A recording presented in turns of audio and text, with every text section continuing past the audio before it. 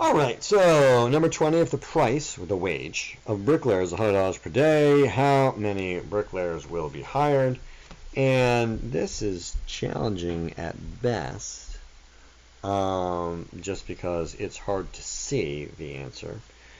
But, the chart in the back is helping me out a little bit. It looks like that 100, I guess I could take a straight edge. Try to do this, though. This involves drawing skill, which is not my strength. And so, arguably, that goes there. That looks a lot like 6 all of a sudden. I guess I can go down again and kind of see. Look, it does work out to be 6. Fantastic.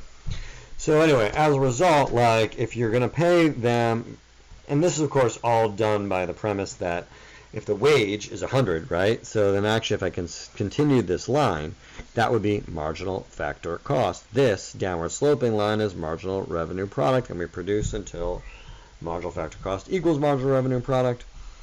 And so the answer here is C.